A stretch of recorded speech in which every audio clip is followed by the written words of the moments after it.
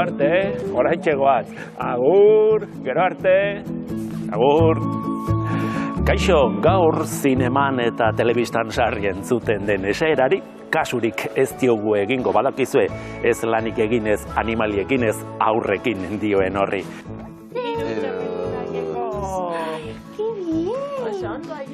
BCB-len burmuinaren eta hizkuntzaren arteko lotura ikertzen duten zentroan Baby Lab laborategia bisitatuko dugu. Aurrekin egiten dute lanan eta giza hizkuntzaren garapenaren lehen urratsak ikertzen dituzte. Inoiz pentsatu alduzue nola ikasi zenuten hizketan, has gaitezen.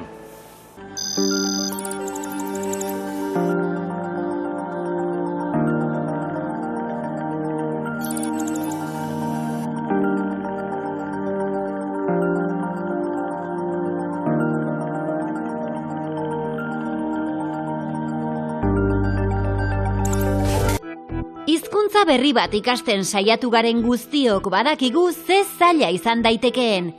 Helduentzat behintzat, haurrak berriz esponjak direla esan ohi da, gauza berriak ikasteko gaitasun handia dutelako. Ikasketaren gakoa burmuinaren plastikotasunean dago.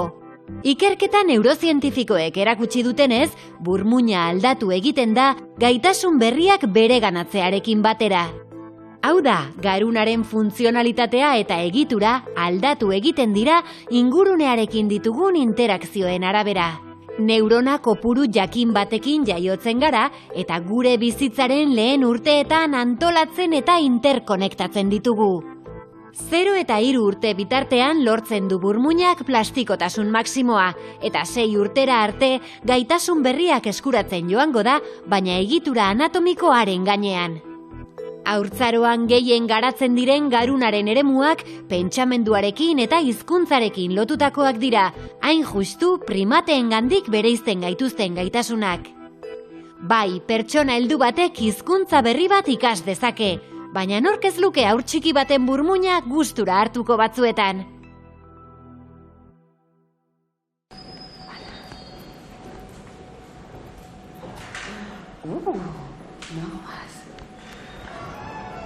Kaixo, egunon. Kaixo, egunon. Kaixo. Kaixo, txikitxo. Zeran deka izena? Paule. Paule. Zenbat hilabete bekoz? 9. 9. Bueno, bagoi esarut. Yupi! Noetarria. Paulek 9 hilabete ditu, eta BCB-lera burmuinaren eta hizkuntzaren arteko mekanismoak esploratzen dituen zentrora datorren bigarren aldia da. Hainbat ikerketa lerroren artean, Baby Lab deiturikoa du zentroak. Bertan, 0 eta 2 urte arteko haurrak protagonista dituzten proiektuak garatzen dituzte. Estos meses son muy importantes. Hilabete hauek oso garrantzitsuak dira hizketa garatzeko. Haurtxoek orduan ikasten baitute beren ama hizkuntza edo hizkuntzak. Orduan, honelako galderak egiten ditugu, nola ikasten dituzte haurrek ama hizkuntzaren soinuak, hiztegi bat nola eraikitzen dute. Galdetzen dugu baita ere, zer gertatzen den haurtxoaren inguruan laguntzen duena eginkizun konplexu horretan, hizkuntza bat ikasten alegia. Baby Laben barnean hainbat proiektu ezberdin dituzte martxan. Horietako batean, haur txikiek euren ama hizkuntzako eta beste hizkuntza batzuetako soinu eta tonuak ezberdintzeko duten gaitasuna aztertu nahi dute. Gaurko proiektua Learning Talks deko izena, eta orduan soinu batzuk entzungo dauz eta pantaila bati behiratuko dutza. Orduan gauzie da, zuk ez interferitzi ezertan bez, eta amaitzen danien guzartuko gara gerara. Hemen dauz kaskoak, ipiniko txuguz, ez interferitzeko eta soinuak zuk ez entzuteko, baina bakarrik Paulek.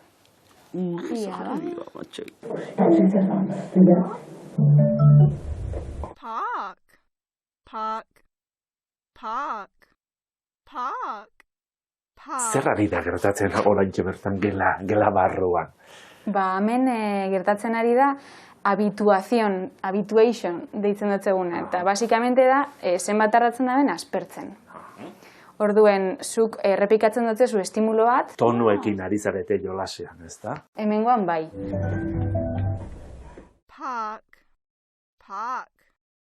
Orduan, aspertzen denean soinu hori entzutez, derrepente, kanbitzatzen dut.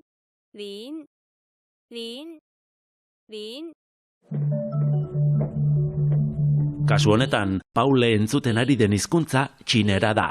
Hizkuntza tonala da, euskarak edo gaztelaniak berezkoak ez dituzten soinuak entzuten ari da. Se enfoca en un proceso muy Oso interesante. prozesu interesgarri batean zentratzen da. Haurra munduko edozein hizkuntza ikasteko prest dagoen egoera batetik, bere ama hizkuntzaren hiztun izatera igarotzen denerakoa. Hau da, paper zuri bat da eta oraindik ez daki zein hizkuntzatan hitz egingo duen. Entonces, Orduan, Learning Townsen mundu osoko 12 laborategi gonbidatu ditugu, non hizkuntza desberdinak eta hizkuntzen kombinazio desberdinak ikasten dituzten haurtxoak aztergai ditugun.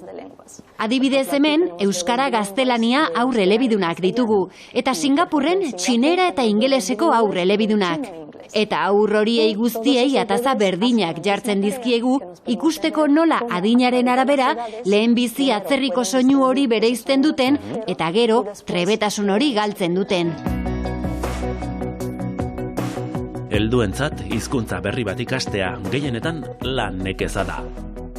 Ez ordea aurrentzat. Ez dakite ibiltzen, ez dute asmatzen zutik egoten, baina umeek modu erraz eta naturalean jasotzen dute hizkuntza. Sistema konplexu bat izanagatik. el proceso de aprendimiento... Aurrak amaren umetokian daudenean hasten da hizkuntza ikasteko prozesua. Horregatik guretzat oso garrantzitsua da lehen hilabete horietakoa jasotzea.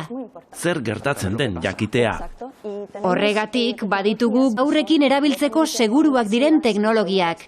Horiekin zuzenean ikus dezakegu aurrak soinuren bat hautematen duenean garunak nola funtzionatzen duen. Baby Labek dozena inguru proiektu ditu martxan une honetan. Adinaren arabera, aurrek proiektu ezberdinetan parte hartzen dute. Asmoa, ordea, beti berdina da. Lehenengo hitzak esan baino lehen, garunean zer gertatzen den aztertzea. Me ha llamado la atención es que los participantes... Deigarria egin zait esperimentu horietako parte hartzaile txikienek denbora tarte jakin batean baino ez dutela, balio azterketarako. Sirven como sujetos de estudio. Así es, ese es otro reto que Hala da, hori beste erronka bat da. Azterketa jakin bat adin tarte oso estu batean egiten da, eta horretarako arrazoia da, hilabete gutxian aur bat asko garatzen dela eta haren trebetasunak asko aldatzen direla. Eta gero, ez dute balio. Hori da, ezin ditugu alderatu 6 hilabeteko aurrak eta 3 hilabeteko aurrak oso ezagutza desberdinak baitituzte. Zer suposatzen du alderdi horiek guztiak ikertzeak gure gizarte elebidun honetan? Aukera paregabea da, elebitasuna berez araua baita munduan. Munduko aur gehienek hizkuntza bat baino gehiago ikasten dute, baina oraindik ez dugu oso ondo ulertzen nola gertatzen den garapen hori, eta zertan bereizten den ikaskuntza elebakarretik. Hortaz, hemen aukera paregabea dugu egoera hori eguneroko bizitzan aztertzeko. Gainera, euskara eta gaztelania hizkuntzen kombinazio bakarra dira. Izan ere, erritmoaren alderdi batzuk berdinak dira, baina oso desberdinak dira egiturari eta gramatikari dagokienez. Bota puxkarra. Puxkarra. Esperimentu baten parte, Paule, ez da? Bai. Txiki-txikitatik. Bai, hoi da. Bai, ez da? Hasieran galdetu ziguen, ospitalen bertan galdetu ziguen, aber parte hartu nahi genuen proiektu, lehenengo froga izango zala 4 hilabete edo zitunean, eta datuk utzi genitun da deitu ziguen, eta etorri ginen. Zientziarako balio balimau behintzat, ez aportazioa, azkenen ez zaigu batek kostatzen etortzia, eta parte izatia. Gero gainera etxean jasotzen duzue, esperimentua edo proiektuaren aurkikuntzak etxean jasotzen dituzu, ez da? Bai, eta baita ere diploma bat Paulentzat, bere lehenengo diploma izan zuen 4 hilabetekin. 4 hilabetekin, zorionak Paule, orain ere nahiko egin, ez? Kamara aurrean. Say mama. Dada. Mama. Yes. Banana. Hizkuntza bat ikasterakoan musika edo musikaltasuna garrantzitsua da.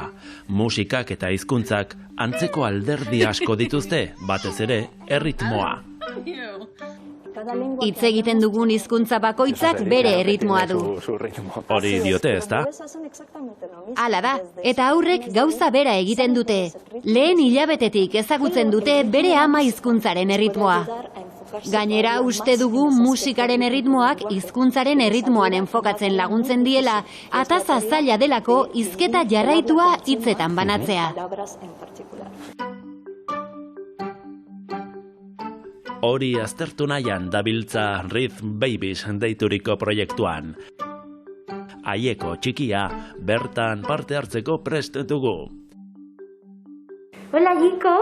¿Qué tal? Kaixo Aieko, zemuz? ¿Qué pasa?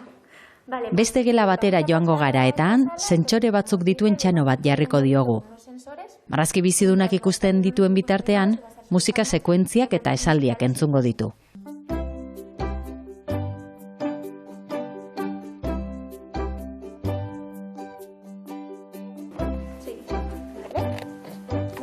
Baina ez kendu zapatilla. Aieko.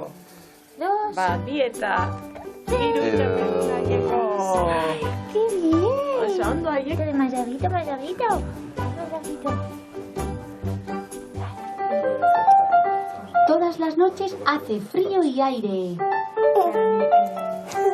Muchas focas viven en el agua. Musika jartzen diozue, eta ondoren esaldi bat. Orain entzuten ari gonena, gaztelerazko esaldi bat. Hori da. Zer ikusi nahi duzu horrekin? Esaten dago teoria bat dela entrainment deitzen dana. Eta basikamente da gure informazioa hau elektrizidade hau burmuinen parte batetik bestera sinkronizatzen dela. Eta zertara sinkronizatzen da? Entzuten da ben soinura. Adibidez, musika ipintzen badugu, ikusiko dugu musikaren amplitudea bebai gure burmuinean erreflejatzen dela. Hemen ikusten gabiz, elektroencefalografiak zer... Aiekoren buruan gertatzen ari dena, ez da? Jarri dizkiozu elektrodoak, eta oso txintxoari deportatzen. La lapicera blanca no pinta mucho. Guk pentsamentu bat dekogunien, neuronak egiten dabe informazioa pasatu batetaz bestera. Eta horrek elektrizidade bat generatzen da. Eta hori da ikusten ari. Eta hori da guk neurtzen duguna hemen. Lengoaiak bebai deko, hizkuntzak deko musika eta erritmoa. Orduan nahi dabe ikusi ia musikak prestatzen daben gure burmuina hobeto hizkuntza prozesatzeko. Jasotzeko. Lorezaina arbolak mozten ari da. Hizkuntza bakoitzak bere musika duela, bere erritmoa, ez da? Orain, euskaraz, ari gara entzuten, hori frogatu nahi duzu, euskara eta gazteleraren kasuan. Zelako musika diferentzia dekoen batek eta bestiak, eta zelan aldan lagundu hori prozesatzen musikarekin. Norbanakoaren hizkuntza gaitasunaren adierazle goiztiarrenak zehazteko bidean, ezinbestekoa da, Aieko, Paule eta beste hainbat haur txikiren laguntza. Euren ekarpenik gabe eta gurasoen laguntzarik gabe, zaila izango da hizkuntzaren inguruan dauden etorkizuneko erronkei aurre egitea. Una última pregunta, Marina. Esta pregunta es un poco práctica. Azken galdera bat. Zertan lagunduko digu jakiteak, txikitan nola ikasi genuen hitz egiten. Hainbat aplikazio praktiko ditu. Lehena, eta uste dut gure lanerako garrantzitsuena dela, hizkuntza modu tipikoan nola garatzen den ulertzean datza. Hori jakiten badugu, hizkuntzaren nahasmendu bat dagoen kasuetan zer gertatzen den ulertuko dugu. Eta hizkuntzaren nahasmenduak ohikoak dira. Munduko populazioaren 10% eragiten diete gutxi gora bera. Eta bigarren hizkuntza ikasteko, agian. Baita ere, ulertzen badugu aurrek nola lortzen duten ikastea hizkuntza bat ainerraz eta azkar, helduentzat hizkuntzak irakasteko materialak edo teknikak garatzen lagun diezaguke. Efectivamente, eskerrik asko, Marina. Muchas gracias.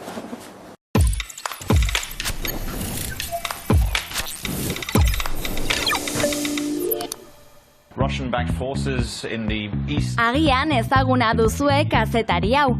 Izan ere, birala izaten ari da Ukrainatik erretransmisioak 6 hizkuntzatan egiten dituelako. Am gang am Osten an der Donbass de Uniones que va a mantener el presidente francés. Semble probable, c'est aussi simple que cela, mais il y a encore cette... Lehen ere ezaguna zen bere lan poliglotagatik, baina otsailaren 21ean berak igotako bideoak oihartzun berezia izan du. 25 milioi ikustalditik gora ditu dagoeneko. Are you kidding?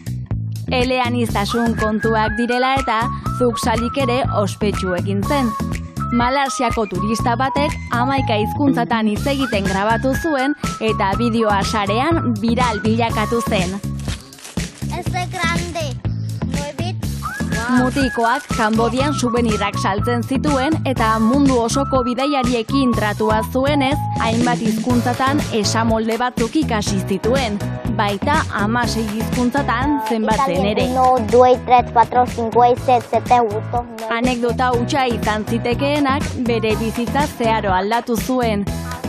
Bideoaren eraginez donazioak jasotzen hasi ziren, bere familiaren zorrak kitatu zituzten eta Zuxalikeri ikasketak ordaindu zizkioten. Eta zenbat hizkuntza ikasi ditzake gizaki batek? Ziazpazak dauka Guinness errekorra. 59 hizkuntzatan moldatzen zela zioen. Bere talentua ordea ez baian gelditu zen 1983an Txileko telebista saio honetan ez ustean bere gaitasuna probatu eta hainbat hizkuntzatan hanka sartu zuenean. Verdad, no me avisó con teléfono que abrí esos idiomas aquí. Porque si me hubiese avisado con teléfono, yo me habría preparado. Gerora, YouTubeko kanal bat sortu zuen bere gaitasunak demostratzeko asmoz edo. Eta bukatzeko YouTubeko beste kanal bat. Kasu honetan, Petra da protagonista. Loro hau ez da eleaniztuna, baina gai da Alexarekin hitz egiteko. Dena da posible gaur egun. Baita hegazti bat makina batekin komunikatzea giza hizkuntza bat erabiliz.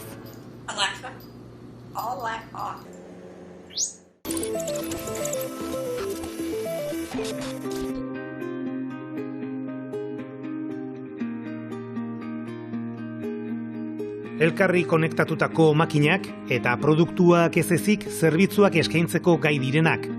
Odeira datuak bidali eta handik hartzen dituztenak. Makina erreminten biki digitalak.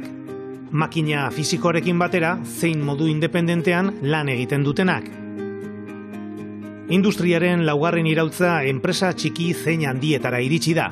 Izan ere, lanean segitu, lehiakortasuna mantendu eta produktu edo zerbitzuak dibertsifikatzeko helburuarekin lantegiak aldatzen ari dira.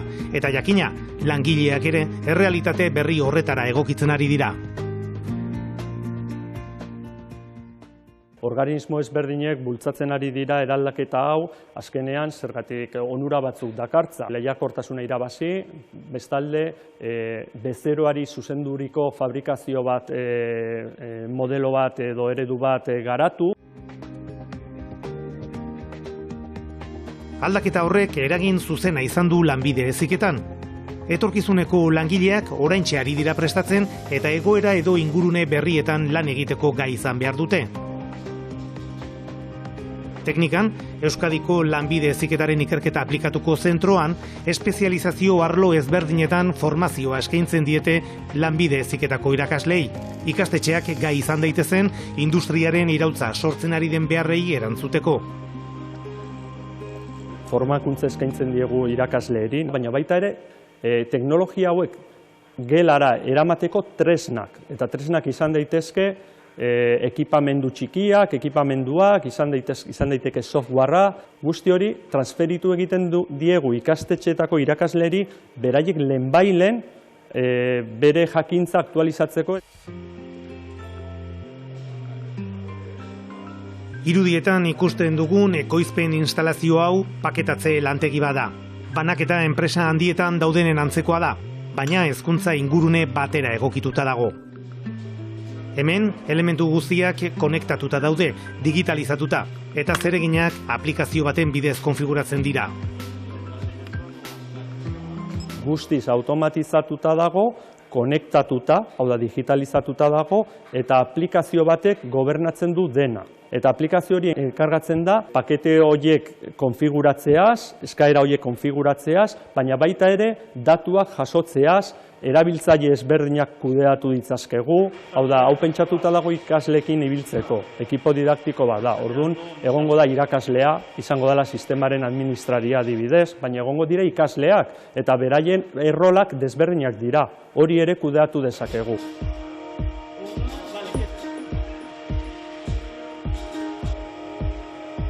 Ikastetxeetako tailerretako makinetan integratzen den gailu bat garatu du teknikak.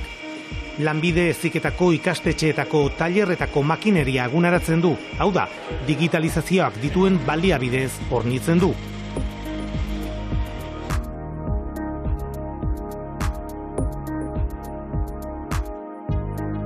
Zarauzko Oteiza Liceo Politeknikoko tailer honetan, besteak beste, abiadura handiko eta mekanizazio bereziko espezializazio kurtsua egiten ari diren ikasleek tailerreko praktikak egiten dituzte. Ikasleak lanean dauden bitartean, makinan gertatzen diren prozesu guztiak erregistratzen ditu teknikak garatutako gailuak eta lainora bidaltzen ditu. Makina hortan momentuan pasatzen ari da sensore jaso ditzaketen datu guztiak. Kasu honetan CNC makinetan aintzinapenak, ebaketa abiadurak, ardatzen biraketa abiadurak, ea makina martxan dauden, alarmak martxan dauden, 3 ardatzetako kontsumoak, itxura hortako datu guztiak, momentuko datu guztiak, lainoan bilduta geldituko liake. Gailu hori bitartekari bat da. Datu produkzio plantako edozein makinetatik, bertan sortzen ari diren datu guztiak lainoa bialtzeko balioun bitartekari bat. Makineriaren datuak jasotzeak prozesuei balio erantzia ematen die. Denbora tarte ezberdinetan bildutako datuak konparatzeko aukera sortzen da, eta beste era batera ikus ezin daitezkeen ereduak ere atera daitezke. Makinei, sentsoreak jarri eta haien datu guztiak biltzeak elkarlana ere sustatzen du, bai eskolako arlo ezberdinen artekoa, bai ikastetxeen artekoa. Elkar elikatzeko asko balio egun plataforma bat da. Lehen mekanikako atalekoak eta demagun elektronika edo informatika atalekoak bananduta biziginean, eta gaur egunean datu hauek elikatzen bali maitugu lainora, gero informatikoak hartzen dituzte datu berdinak eta bere urteko eduki guztiak datoien gainean lantzeitu. Beraz, elkar elikatzeko forma bada eskola maila bertan ere. Makinak berdin mekanizatzeu, baino konturatu gabe, arlo berri baten edo erreminta berri batzuk erabiltzen egian mekanizazio prozesu hortan. Eta gero balio hori hortikan etorriko zaigu, elkar konparatzeko aukera edukiko deu, mantenu preventibo bat egiteko aukera, ikusiko datuak nola tratatzen ditugu.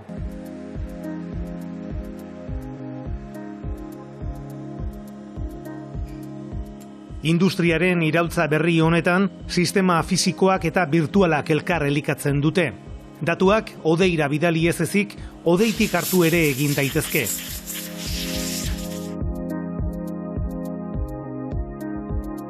Makinek haien biki digitala izan dezakete. Biki digitala ez da simulagailu hutsa. Errealitatean dauden egoera fisiko guztiak txertatuta izaten ditu. Errealitatean daukagu gravitatea, errozamendua, fisika bat dago. Fisika hori biki digital honi edo 3D modelo honi aplikatu diezaiokegu, eta orduan, dira oso tresna baliagarriak hezkuntzan adibidez, lan egin dezakegu makina virtual baten kontra, remotoki, etxetik adibidez, lan egin dezakegu, eta erakusten dugun berdina, makinarekin erakusten dugun hor erakutsi dezakegu.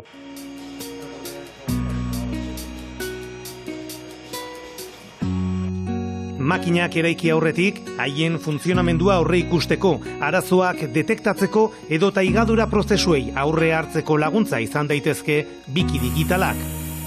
Fisikoa zein digitala eraikitzeko eta kudeatzeko jakintza ezberdinak behar dira. Eta horrek ezagutza alor ezberdineko enpresen arteko elkarlana ezinbesteko egiten du. 4.0 iraultzaren ondorioz, produktu ekoizle izatetik zerbitzuen maila izatera pasadira enpresak. Etorkizuneko langileen profilak ere aldatzen ari dira, eta eskolek ere derrigorrez egokitu egin behar dute.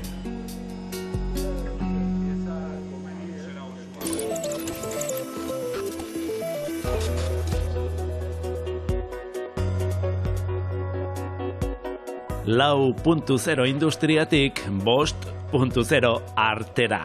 Ikusten ari zareten artelanak errealitate areagotuan baino ez dira existitzen. Mundu erreala eta virtuala nahasten diren hirugarren errealitate bat da areagotua. Errealitate areagotuak elkarrekintza aukera berriak eskaintzen ditu. Arkitekturan, aisian, hezkuntzan edo eta medikuntzan erabili izan da, eta orain artearen alorrean ari da sartzen.